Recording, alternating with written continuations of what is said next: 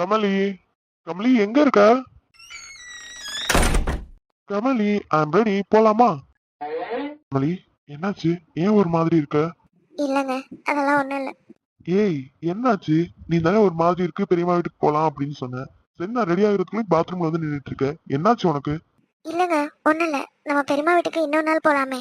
ஏன் திடீர்னு உனக்கு என்னாச்சு? காலைல நீ தானே எந்திரிச்சதுமே பெரியம்மா வீட்டுக்கு போகணும் போல இருக்கு, ஒரு மாதிரி இருக்கு, அவங்க வீட்டுக்கு போனா நான் கொஞ்சம் ரிலாக்ஸா இருப்பேன் அப்படி இப்படின்னு சொன்னேன். இப்ப ஏன் திடீர்னு போக வேண்டாங்கிற? ஏங்க, சொன்னால் புரிஞ்சுக்கோங்க. எனக்கு இப்போ போக பிடிக்கலன்னா விடுங்களேன். இல்ல, எனக்கு புரியல கமலி. இதுக்கு மேல நான் என்னதான் பண்றது? எது பண்ணாலுமே பிடிக்கல, எனக்கு இஷ்டம் இல்ல இப்படின்னு சொல்லிக்கிட்டு இருந்தா எப்படி கமலி? பிடிக்கலன்னா புரிஞ்சுக்கோங்களேன். நான் பீரியட்ஸ் இந்த நிலைமையில நான் எங்கேயும் போக முடியாது. அதுவும் பெரியம்மா வீட்டுக்கு போனோன்னா நம்ம வீட்டில் இருக்க மாதிரி என்னால் கம்ஃபர்டபுளாலாம் அங்கே இருக்க முடியாது. சரி, ஓகே. பீரியட்ஸா தான் என்ன? அங்க போனா தானே கம்ஃபர்டபுளா இருக்க முடியாது என்ன? நம்ம வெளியில எங்காவது போலாம். போயிட்டு திரும்ப நம்ம வீட்டுக்கே வந்துடலாம். இல்லைங்க, வேண்டாம். எனக்கு வெளியில் எங்கே போகவும் பிடிக்கல. நான் நம்ம வீட்லேயே இருக்கிறேன். நீங்கள் வேணா எங்கேயாவது போயிட்டு வாங்க. சாரி கமலி. இப்ப நான் பேச போறது உன்னை ரொம்ப மனசு கஷ்டப்படுத்தினா என்னை மன்னிச்சிரு. ஒவ்வொரு விஷயமும் உனக்காக நான் பார்த்து பார்த்து செய்யும் போது உன்னைய நீ கஷ்டப்படுத்துக்கிறியோ இல்லையோ, ஆனா என்னை நீ ரொம்பவே கஷ்டப்படுத்துற கமலி. நடந்த ஒரு சின்ன விஷயத்துக்காக தினம் தினம் நீ ஏன் உன்னை கஷ்டப்படுத்திக்கிறேன்னு எனக்கு தெரியல கமலி. ஏங்க, என்னால் அதுலேருந்து கொஞ்சம் கூட வெளியில் வர முடியல. எனக்கு அந்த ப்ராப்ளம்லாம் பெரிய விஷயமே கிடையாது. எப்படியாவது சரி பண்ணிக்கலான்னு தான் இருந்தேன். இருந்தும் உங்க கஷ்டப்படுத்திட்டேன்னு தான் தினம் தினம் எனக்கு கஷ்டமா இருக்கு. எனக்கு அதெல்லாம் பெரிய கஷ்டமே இல்ல கமலி. இப்ப நீ நடந்துக்கிற பத்தியா? அதுதான் எனக்கு பெரிய கஷ்டமா இருக்கு. என்னால எதுவுமே சொல்ல முடியல. உனக்காக ஒவ்வொன்னா பார்த்து பார்த்து பண்றேன். இருந்தும் என்னை நீ அவாய்ட் பண்ற. 2 நாளா உங்க வீட்லயும் எங்க வீட்லயும் மாத்தி மாத்தி ஃபோன் பண்ணிக்கிட்டே இருக்காங்க. அவங்கள்ட்ட என்னால சிரிச்சு கூட பேச முடியல. நீ இப்படி இருக்கும்போது நான் அவங்கள்ட்ட எப்படி பேசுறது சொல்லு? அப்படியே ஏதாவது ஒண்ணு கேட்டுட்டாங்கனாலும் நான் எப்படி இத பத்தி அவங்கள்ட்ட சொல்லுவேன்? நீ நார்மலா இருந்தா தானே இத பத்தி நான் அவங்கள்ட்ட சொல்ல முடியும். நீ இப்படி இருக்கும்போது அவங்கள்ட்ட இத பத்தி நான் எப்படி எக்ஸ்பிளைன் பண்ண முடியும்?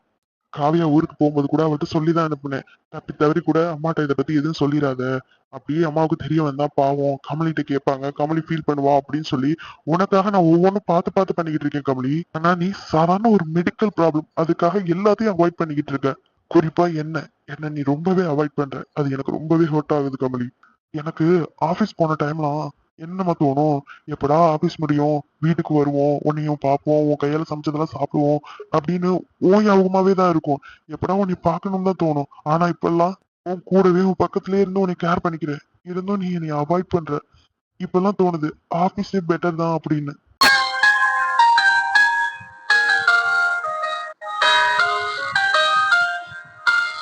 ஏங்க, அது வந்து ப்ளீஸ் ப்ளீஸ் ப்ளீஸ் கமலி, எதுவும் பேசாத. அது வந்து ஹாஸ்பிட்டல் ப்ராப்ளமா இருந்துச்சுன்னா கண்டிப்பா எதுவுமே பேசாத.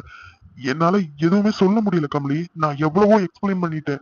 எனக்கு அதனால எந்த ஒரு கஷ்டமும் கிடையாது. நீ இப்படி இருக்கிறதா எனக்கு கஷ்டம்னு நான் எத்தனையோ தடவை சொல்லிட்டேன். இன்னும் திரும்ப திரும்ப நீ கஷ்டப்படுத்துறது ரொம்ப கஷ்டமா இருக்கு. என்னால எதுவுமே சொல்ல முடியல கமலி. எனக்கு இந்த விஷயத்த பத்தி திரும்ப திரும்ப உங்ககிட்ட பேசும்போது அப்படியே வெறுப்பா இருக்கு. என்ன இவன் நம்மள புரிஞ்சுக்க கூட மாட்றாளே அப்படின்னு ஒரு மாதிரி கோவமா வருது. நான் பழைய சூர்யாவா மாறிடுவோம்னு எனக்கே பயமா இருக்கு கமலி. மிருகம் மாறி இருந்த என்ன மனுஷனா மாத்துனதே நீ தாண்டி. திரும்பவும் என்ன மிருகமா மாத்திராதடி. உன்னை என்னால இப்ப பார்க்க முடியலடி. எப்பவுமே நீ சிரிச்ச முகமா இருக்கிறது தாண்டி எனக்கு பிடிக்கும். பொண்ணுங்க லைஃப்ல பார்க்க வேண்டிய பிரச்சனைங்க எவ்வளவோ இருக்கு. அப்படி இருக்கையில இதெல்லாம் ஒரு பிரச்சனையே இல்ல கமலி. அதுவும் என்னைய வச்சு நீ ஃபீல் பண்ற பாத்தியா? எனக்கெல்லாம் இத பத்தி கவலையே கிடையாது. என் கமலி என்னோட இருந்தா எனக்கு அதுவே போதும். இன்னும் சொல்ல போனா நம்ம 2 பேருக்கும் குழந்தையே பிறக்காதுன்னு சொல்லியிருந்தா கூட நான் ஃபீல் பண்ணிருக்க மாட்டேன் கமலி. ஏன்னா கடைசி வரையும் நான் உன் கூட இருப்பேன், நீ என் கூட இருப்ப. எனக்கு அதுவே போதும்.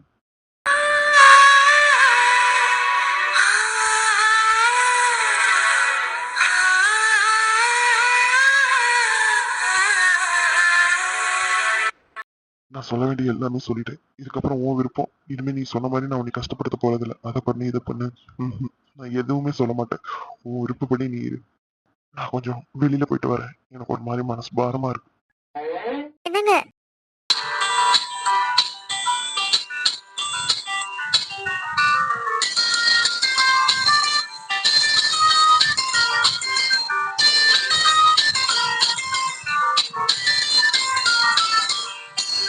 சாரிங்க. நான் பண்ணது தப்பு தான். என்னை மன்னிச்சிடுங்க. சரி, விடு. ப்ளீஸ்ங்க, எனக்காக கொஞ்ச நேரம். நீங்கள் என் கழுத்தில் தாலி கட்டுறதுக்கு முன்னாடி வரைக்கும் நான் ரொம்ப தைரியமான பொண்ணு தான். எல்லாரையும் எதிர்த்து பேசிக்கிட்டு வாயடிச்சுக்கிட்டு எதா இருந்தாலும் சமாளிச்சுக்கலாம் அப்படின்னு ஒரு இதில் உள்ளவ தான். எங்க அப்பா எங்க அம்மாட்ட அடிக்கடி சொல்லுவாரு, என் பொண்ணு மாதிரி தைரியமான பொண்ணு இந்த உலகத்துலயும் இருக்க மாட்டா, நான் அவளை தைரியமா தான் வளர்த்துருக்கேன் அப்படின்னு சொல்லுவாரு. நானும் அப்படிதான் எங்க அப்பா சொன்ன மாதிரி எல்லா இடத்துலயுமே தைரியமா தான் இருந்திருக்கேன், எதா இருந்தாலும் தைரியமா ஃபேஸ் பண்ணியிருக்கேன். ஆனா எப்போ நீங்க என் மேல எங்க அம்மா அப்பாவை விட அதிகமா பாசம் வைக்க ஆரம்பிச்சிங்களோ அப்ப நான் ஒரு குழந்தையாவே மாறிட்டேங்க.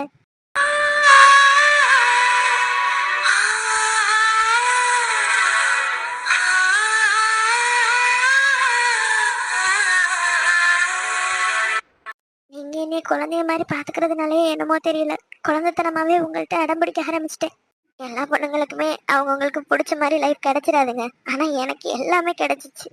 லைஃப்ல அம்மா அப்பா அண்ணன் நீங்க எல்லாமே எனக்கு பிடிச்ச மாதிரியே அமைஞ்சிருச்சு. அதே மாதிரிதான் உங்களுக்கு பிடிச்ச மாதிரி ஒரு குழந்தைய பெத்து கொடுக்கணும்னு ஆசைப்பட்டேன். அன்னைக்கு அப்படி ஆசையா சொல்லும்போது நீங்க எவ்வளவு சந்தோஷப்பட்டீங்க. அந்த சிரிப்புக்கு காரணம் பொய்யா போச்சு அப்படின்னு ஒரு மாதிரி மன கஷ்டம். அது வெளியில சொல்ல முடியல. உங்கள்கிட்ட சொல்லி அழுதாலும் நீங்க வருத்தப்படுவீங்க. அதை யார்கிட்ட நான் சொல்ல முடியும்? அதனாலதான் எனக்குள்ளேயே வச்சுக்கிட்டு இனி நானே கஷ்டப்படுத்திக்கிட்டு உங்களையும் கஷ்டப்படுத்திட்டு சாரி. மேல உங்களை இது மாதிரி எப்பவுமே கஷ்டப்படுத்த மாட்டேங்க. சாரி. சாரியா? சாரி எல்லாம் இருக்கு, அதெல்லாம் ஒண்ணும் வேண்டாம்.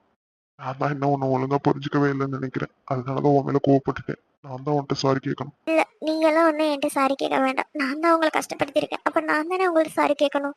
இல்ல, நான் தான் உன்னை புரிஞ்சுக்காம இப்போ உன்னை திட்டிட்டேன், அப்ப நான் தானே உன்கிட்ட சாரி கேட்கணும். ஏய், யாரோ வந்திருக்காங்க. யாரு வந்தாலும் சரி, நீங்க முதல்ல என்னை மன்னிச்சிட்டேன்னு சொல்லுங்க, அப்பதான் நான் யாருன்னு போய் பார்ப்பேன். சரி சரி, மன்னிச்சிட்டேன், வா போலாம். இல்லங்க நீங்க போங்க, நான் ரெஸ்ட் ரூம் போயிட்டு வந்துடுறேன். சரி, நான் போய் யாருன்னு பாக்குறேன். ஆமா ஆமா, நம்ம எப்படி கஷ்டப்படுறோமோ அது மாதிரி தானே அவரும் கஷ்டப்படுவாரு. இது ஏன் எனக்கு புரியாம போச்சு? அவரை நான் ரொம்பவே கஷ்டப்படுத்திட்டேன். இனி எந்த ஒரு சூழ்நிலையும் அவரை நான் கஷ்டப்படுத்தவே கூடாது. என்ன ரவினா கால் பண்றா? நானும் பாக்குறேன் தொடர்ந்து 2 நாளா கால் பண்ணிக்கிட்டே இருக்கா. என்னவா இருக்கும்? இவ யார்ட்டையும் அவ்வளவா பேச மாட்டாளே. ஹலோ, சொல்லு ரவினா. ஏய் கமலி, 2 டேஸ் உனக்கு எத்தனை தடவை கால் பண்ணிட்டேன், ஒரு தடவை கூடவா கால் அட்டன் பண்ண முடியல உன்னால? இல்லப்பா, ஒரு சின்ன ப்ராப்ளம், அதனாலதான். என்னன்னு சொல்லு. அது வந்து டேய் மச்சான் அகில, என்னடா திடீர்னு? சும்மாதான்டா உன்னையும் தங்கச்சியும் பார்த்துட்டு போலான்னு. ஏய் பொய் சொல்லாத. உன் ஆள் இல்லாத நேரத்துல எல்லாம் எங்களை எல்லாம் பார்க்க வர மாட்டியே, என்ன என்ன காரணம்? அப்படிலாம் ஒண்ணும் இல்லடா, உன்னையும் தங்கச்சியும் பார்க்கலான்னு தான் வந்தேன். எங்க தங்கச்சியை காணோம்? நாங்களும் உங்க வீட்டுக்கு அங்க வரலாம் தானே ரெடி ஆயிட்டு இருந்தோம், திடீர்னு முடியலன்னு சொல்லிட்டா, அதனாலதான் இருந்துட்டோம். டேய், என் தங்கச்சி கன்சீவா இருக்கா, பார்த்து பத்திரமா பாத்துக்க. அடிக்கடி இப்படிதான் முடியாம போவோம், நல்லா பாத்துக்க சரியா? உனக்கிட்ட யார் மச்சான் சொன்னா? நாங்க முக்கியமான ஒரு விஷயமா முக்கியமான இடத்துக்கு போறோம்னு நீங்க சொல்லிட்டு போனீங்களே, அன்னைக்கு தான் காவியா சொன்னா. இல்ல மச்சான், கமலி கன்சீவலா இல்ல, அவளுக்கு பிசிஓடி ப்ராப்ளம் இருக்கான், அதனாலதான் அது மாதிரி ஆனிச்சான். அவ கன்சீவலா இல்ல, அதுக்கு ட்ரீட்மெண்ட் எடுக்கணும்னு சொல்லியிருக்காங்க டாக்டர். என்னடா சொல்ற? புரியலையே. ஆமா அகில், கமலி கன்சீவா இல்ல, அது பிசிஓடின்னு ஒரு ப்ராப்ளம், அதனாலதான் கன்சீவா இருக்க மாதிரி கன்ஃபார்ம் ஆயிருக்கு. ஓ, கமலி எங்க? அவ ஓகே தானே? ஏ, அவெல்லாம் நார்மல் தான்டா, உள்ளதா இருக்கா, கூப்பிடுவா. இல்ல மச்சான், பரவாயில்ல, வேண்டாம் வேண்டாம். ஆமா, காவியாங்க? காவியா ஊருக்கு போயிட்டாலே, உன்கிட்ட சொல்லிட்டு போல? இல்லடா, என்கிட்ட எதுவும் சொல்லல. எதுக்காக போனா? தெரியலடா, என்னமோ தெரியல, திடீர்னு ஊருக்கு போகணும்னு சொன்னான், சரி போயிட்டு சொன்னேன், நானும் எதுவும் கேட்கல. ஆமா, நான் கேட்கணும்னு நினைச்சேன், உனக்கு அவளுக்கு சண்டையா என்ன? சண்டையா? ஏன் அப்படி கேக்குற? இல்ல, ஊருக்கு போறேன்னு சொன்னா, என்னால வர முடியாது, நான் அகில கொண்டாந்து விட சொல்றேன் அப்படின்னு சொல்லிட்டு, இல்ல வேண்டாம் அகில் வேண்டாம், நான் கதிரனை கூட்டிட்டு போறேன்னு சொல்லிட்டு கதிரை கூட்டிட்டு போனான். அதான் உனக்கும் அவளுக்கு எதுவும் சண்டையான்னு கேட்டேன். ஆமா, சண்டை தான். இதுதான் ஃபர்ஸ்ட் அண்ட் லாஸ்ட். இனிமே நாங்க என்னைக்குமே சண்டை போட மாட்டோம். என்னடா என்னமோ சொன்ன மாதிரி இருந்துச்சு? இல்ல மச்சான், ஒண்ணும் இல்ல. ஆமா, கமலி இப்போ ஓகே தானே? ஒரு ப்ராப்ளம் இல்லல்ல? இல்லடா, 2 நாள் ஒரு மாதிரி இருந்தா, இப்போ ஓகே தான். வர சொல்றவா, பேசுறியா என்ன? இரு, ஒரு 2 நிமிஷம் இரு, வந்துருவா. இல்லடா, பரவாயில்ல, வேண்டாம் வேண்டாம், நான் கிளம்புறேன். என்னடா வந்தோடனே கிளம்புற, இரு சாப்பிட்டு போவியா? இல்லடா, ஒரு மாதிரி போர் அடிச்ச மாதிரி இருந்துச்சு. சரி, நீயும் தங்கச்சி என்ன பண்றீங்கன்னு பாக்கலான்னு தான் வந்தேன். சரி, நான் கிளம்புறேன். சரி ஓகே, என்னமோ வந்த போற, ஒன்னும் புரியல, சரி சரி, பாத்துக்கிறேன். டேய், நீ நினைக்கிற மாதிரிலாம் ஒண்ணும் இல்லடா. சரி, நான் கிளம்புறேன். ஓகே மச்சான். என்ன ரவினா சொல்ற? அன்னைக்கு இவ்வளவு நடந்துருச்சா?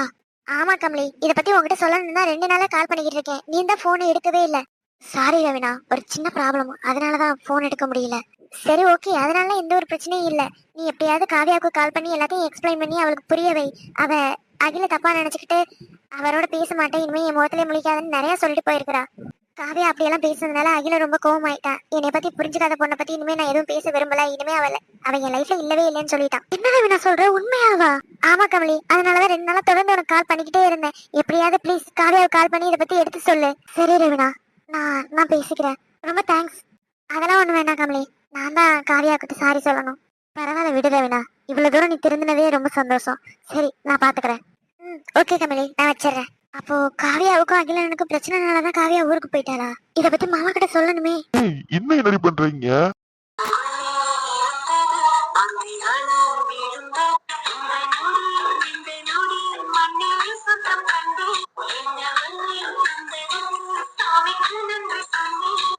ஏன் அதை கட்டுப்பிடிச்சிட்டு தான் சொல்லணுமா? கையெடுங்க சொல்றேன். சொல்ல முடியாது. நான் தான் உன்ட்ட சாரி கேட்டுட்டு இருக்கேன்ல, அப்புறம் என்ன? சாரி என்ன மூட்ல இருக்கீங்கன்னு தெரியுது. இன்னைக்கு எனக்கு ஃபர்ஸ்ட் டே. தெரியும் தெரியும். இன்னும் 2 days வெயிட் பண்றேன். ஒன்னும் அவசரம் இல்ல. டேய், காலிங் மேல் சவுண்ட் கேட்டது. யார் வந்தா? அகில் தான் வந்தான். இப்ப அண்ணன் எங்க? வெளியில வெயிட் பண்ணுதா? இல்ல வந்தான். காவியா பத்தி கேட்டான், உன்னை பத்தி கேட்டான், அப்புறம் கிளம்பிட்டான். காவியா பத்தி கேட்டுச்சா? காவியா பத்தி என்ன கேட்டுச்சு? என்னாச்சு, ஏன் திடீர்னு ஊருக்கு போயிட்டா அப்படின்னு கேட்டான். தெரியலடா, நான் கேட்டேன், எதுவும் சொல்லலன்னு சொன்னேன். சரி ஓகே, நான் வீட்டுக்கு கிளம்புறேன் அப்படின்னு கிளம்பிட்டான். இருடா சாப்பிட்டு போவேன்னு சொன்னேன். இல்லடா நான் வீட்டுக்கு கிளம்புறேன் அப்படின்னு சொல்லிட்டு போயிட்டான். என்னன்னு தெரியல.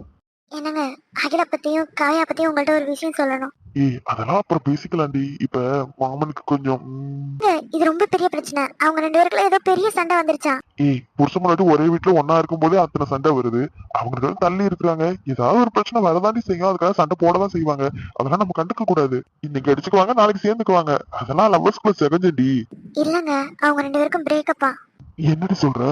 ஆமாங்க, அவங்க 2 பேரும் பிரிஞ்சுட்டாங்களாம்.